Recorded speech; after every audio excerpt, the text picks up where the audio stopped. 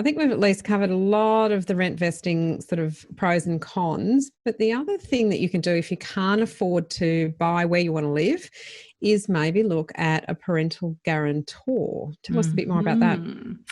So this is really where, and look, mostly it's parents that help out here, but sometimes it might be an uncle or an auntie or even sometimes a grandparent. And that is where somebody that already owns their house, and typically outright, or they own a lot of equity in their own home, they can actually let you get access to that equity instead of a deposit or instead of part of the deposit. So what that means is that, say you saved up 5% and your parents have got, good equity, they own their own home, and you went to the broker and the broker says something like, well, okay, well, you could use your 5%. And in order to avoid paying lender's mortgage insurance, if your parents went guarantor for you, and that means that gives the bank security against the loan, then you can borrow less than 80% and not have to pay lender's mortgage insurance. So there's a definite plus for people who can avoid that additional cost and be able to get into the market sooner, assuming that they have the income and the capacity to fund the mortgage, right, to pay that mortgage. And it's the whole 95%. It's not that they're only paying the mortgage on the 80%. It's just the equity that they're using from the parental guarantor, the guarantor. Yeah. You're still paying the repayments on the 95% if you've only got a 5% deposit. Absolutely. But in fact, you've got to remember there's other costs. So if you buy an established property, you've got to pay stamp duty and other bits and pieces, right? So generally, like if you're talking to an investor who's doing something like this, they'd be borrowing 105% of the cost of the property because they'd be borrowing the additional costs as well, the purchasing costs, right? So this is the way that some buyers do get onto the property ladder with no deposit.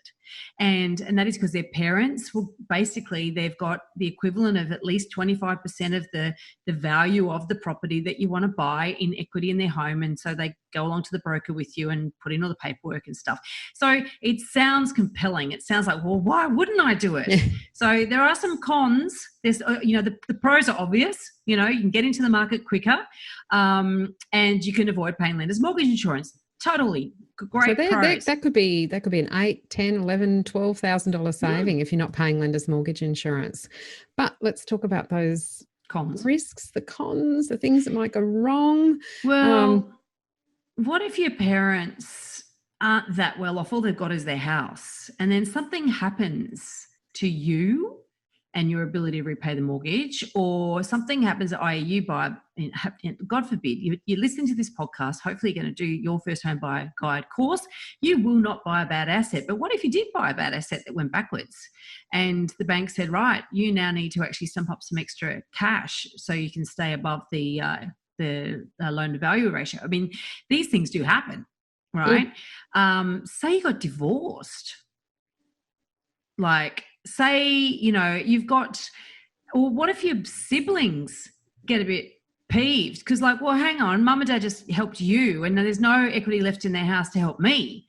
So the pressure. Or I bought that property on my own and I didn't have to go to mum and dad for any help. I didn't get a leg up. Where's my early access to the inheritance? Yes. So it can create problems, and if you don't have agreements in place, potentially the parents might be thinking, well, you're going to squirrel down and you're going to spend all your extra cash flow you're going to use to pay down that debt as quickly as possible so you get above that 80% threshold so that you can release them and release the hold on their property.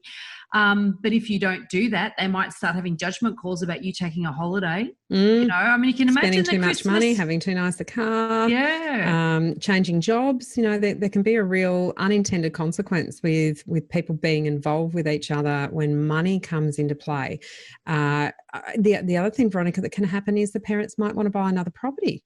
They may be still on an accumulation phase. Well, they want to downsize or upsize themselves. Yeah, that's right. So if they've got 15% of their equity tied up as part of a guarantor situation for a child or sibling, whatever the case may be, they may actually not be able to release that mortgage. So the bank may well say, no, unless you can stump up for the 15% to release it, we're not going to allow you to sell the property. So they can get caught up a little bit in an unintended consequence of not being able to sell their own home unless they can get access to funds.